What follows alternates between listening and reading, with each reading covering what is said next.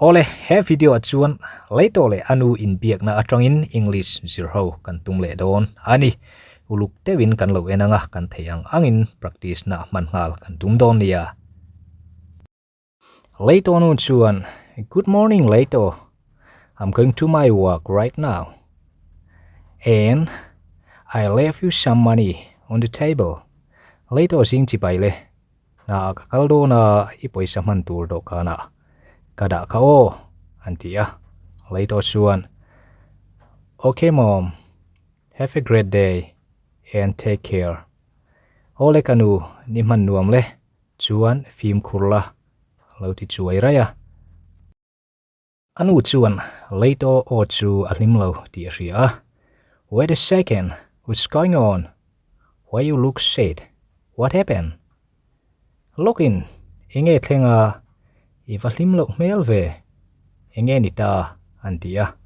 Leito chuan in tup tak chung chuan. I'm fine, Mom. Don't worry about me. Go to work. It's going to be late. Kanu katralom lungai su ina kalro. Itlai don inia antivea. Leito nu chuan. I know you perfectly, my son.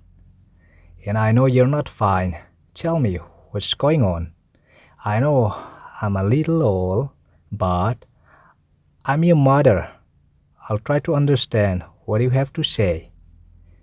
Karechiang chesin kafapa. Ini miyawa. Ithalawani ti kasrialom.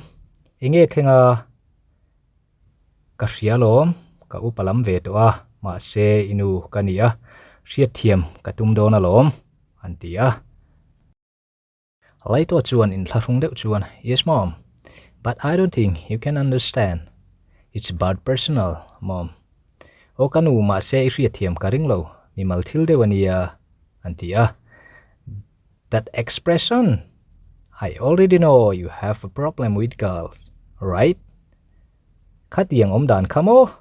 Kasithiam luto kasin. May chela mami. Boite antia. Leito chuan maktitak chuan. How do you know, Mom? I didn't tell you anything about it yet. How come? Eng tin nge kanu iriat thei.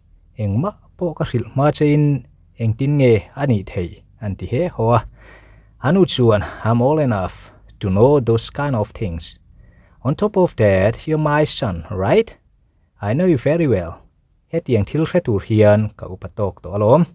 Chu ba ka kafapa hinia. Ka hrechiang chelom antia. Leito chuan shele in thlachung tak chung chuan. Yes, you're absolutely right, Mom. I'm sorry I didn't tell you this. I have a girlfriend, but I don't want Dad to know about it. He won't understand my situation, so I'm begging you not to let him know about it. O kanu itidik chi ani apoi kati. Ka ngai song nei ka hril lo che hi. Ka pa riat ka du lo ani o. Ka tin mun hi a hrethiam lawang. Kho ngai in hril suang che o antia. Anu chuan hrethiam tak chuan. Of course, my son. Tell me everything about it. Then we'll fight together as you're my son. Te reng mai kafapa engkim min han hril te. Kafapa inia kan beidun donalom antia. Leito chuan. Thanks, Mom. I feel so upset I was fighting alone. That was very tough. And it makes me despair indeed. Kalome kanu. Karilru asheom kop may. Kay main kalo beivea. Ahar sakop may. Minti beidong takzeta ani.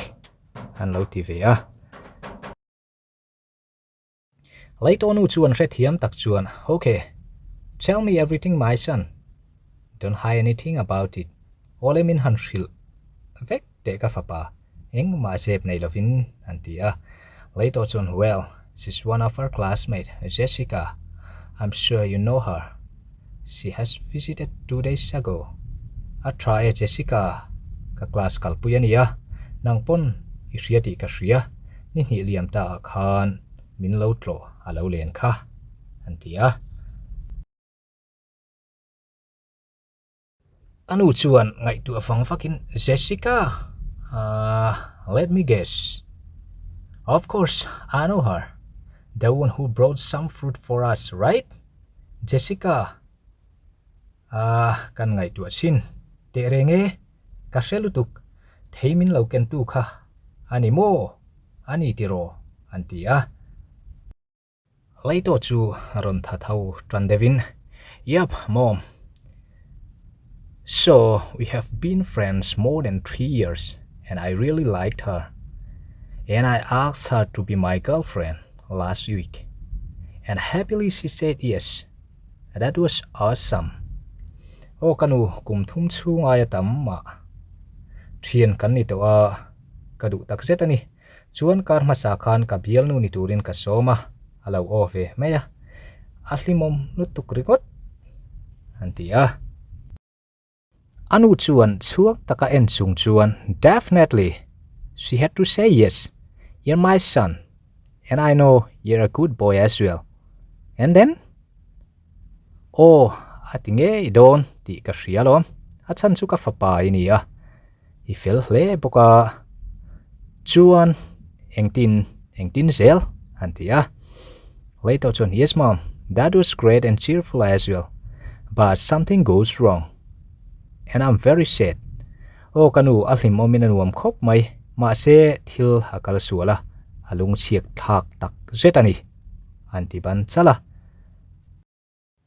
Anu chuan po kru chuan. What happened?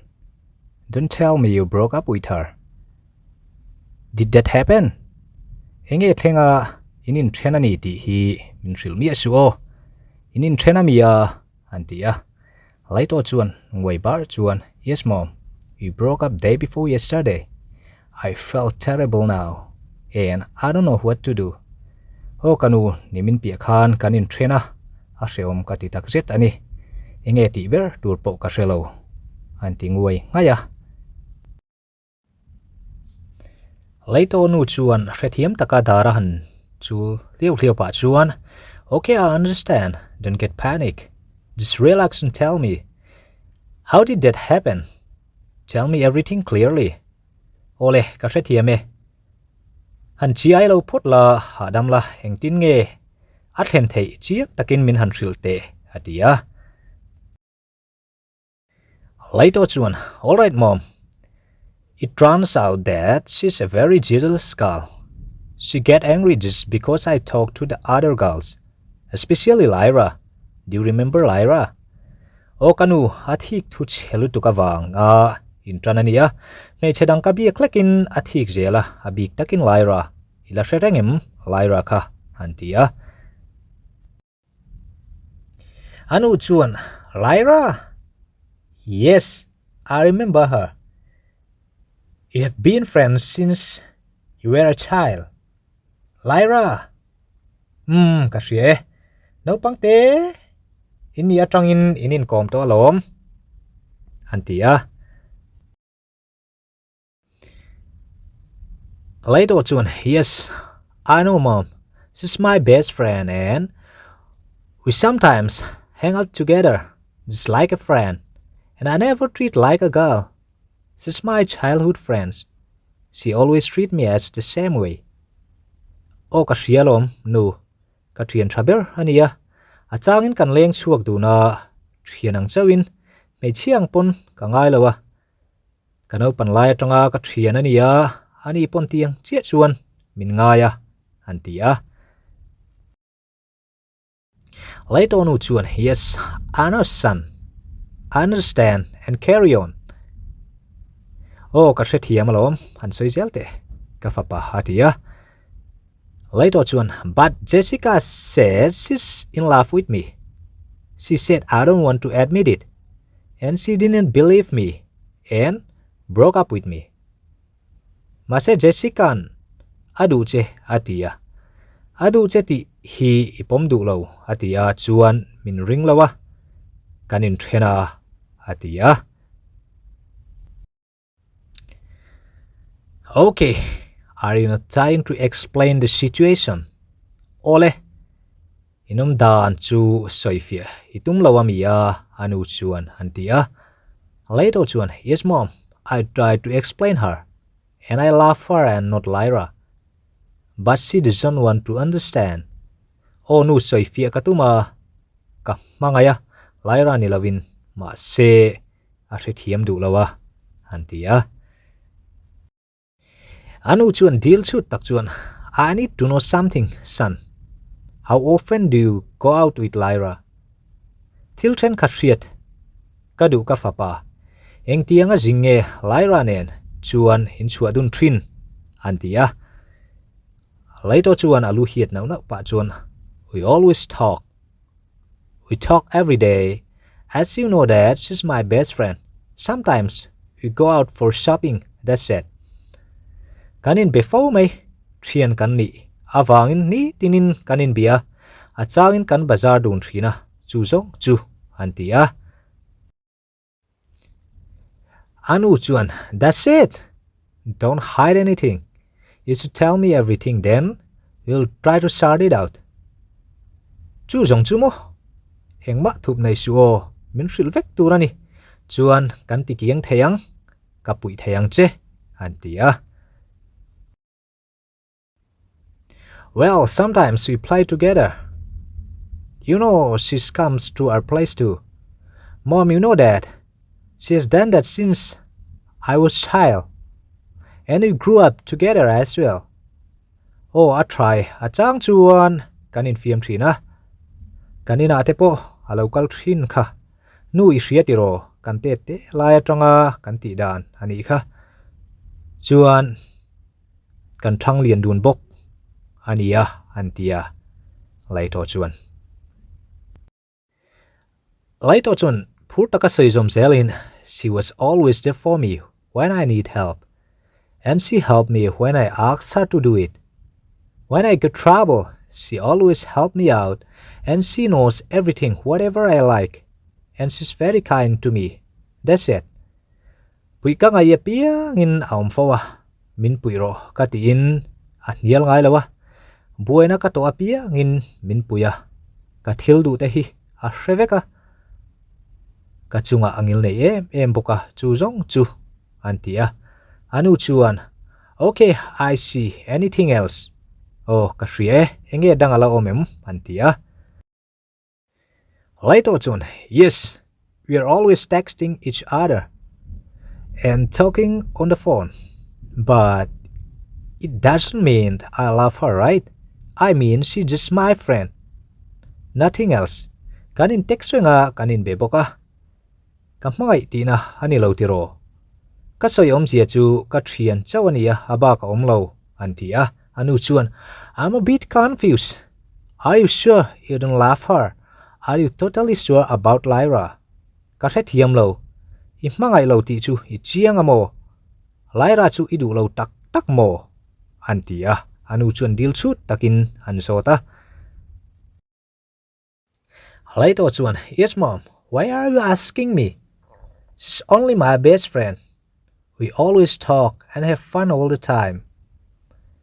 Oh nu ngatinge Mizo a katrian that tak chawania kanin fiama kan lim dun trin kop mai antia. Anu chuan, how do you feel when you talk and when you spend with her? Inin biakle habula iom chuan engtin nge iom trin enge feelings inei antia dil chut tak chuan ansota. Later chuan purtakin, well, every time I talk to her and I have fun and feel like she's my sister, and I feel like I can tell everything my problem, and she won't judge me at all. I try kanin biak hian at limoma. Ka unaw nu ang may hian ka ngaya engkim may hi rilse kanay lawa. Ka buena ka soipon min te kualin min just vel ngay law atia. Anu chuan retiam takin, okay, keep going son. Ole soizel ro ka fapa an lo tia. Later chuan, and she always makes me laugh with her jokes. And she's funny and delightful girl. Her smile can make anyone smile just by looking at her. She's very special. Fiam tua thoin kanui putrina. Anu is a tlakin atlimo me ma atlim nui mel ringot po. Mi ati lim trina. Maybe takani. antia anu chuan okay moving on son ole han sei zel te ka fa pa alo ti alo troi om zela anu chuan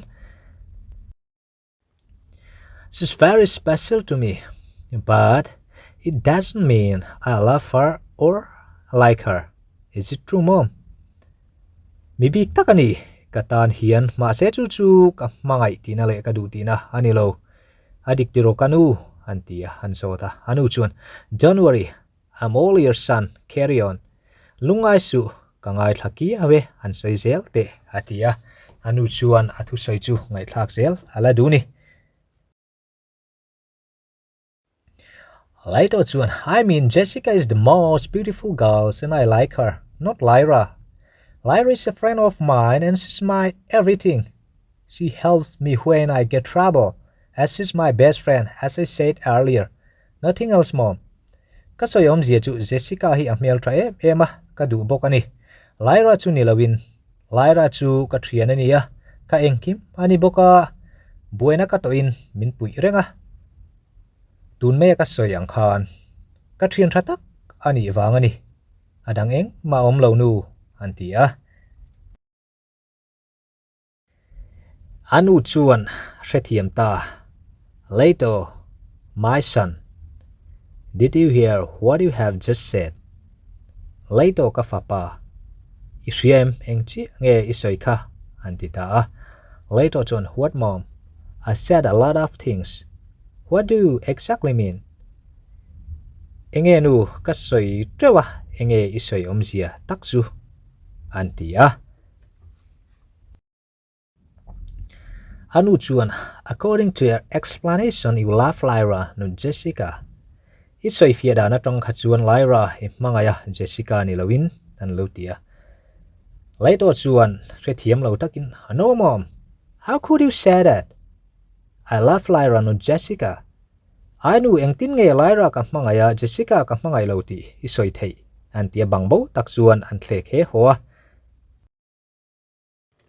anu chuan yes son I'm old enough and nghal knows very well when you don't love them and we feel something for any other girls they always know o ka fa pa ka upa ve tolom mei chia te hian mangai lo le ngai sakdang mei chia inei chuan an hret hei lutukania an hret hei tla pui thin ngai sakdang inei ti kha antia later chuan oh really mom that's why she jealous her o tak tak mo kanu chu wang ni mo athik antia anu chuan yes exactly son so you love Lyra and you have to tell her what you feel that's what you have to do o ni chi e ka fa pa chuan Lyra mangaya ala kai ril ruput dan chu iril turani chu nge chu iti tur ani antia I haven't thought about it but I think you're right mom Lyra was always special to me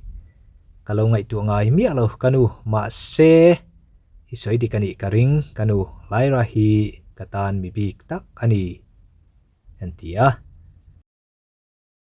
later on chuan so son follow my advice and tell to Lyra as soon as possible chuan ka fa pa ka thuron hi zuila Lyra chu arang theyang berin thrilang che antia okay mom I'll talk to you right away thank you so much mom I love you so much you're the best mom ever in this world kan pe nga lang e kanu kalom lu tuke ka mangai che kanu he ko ve ang nu song songa I traber antia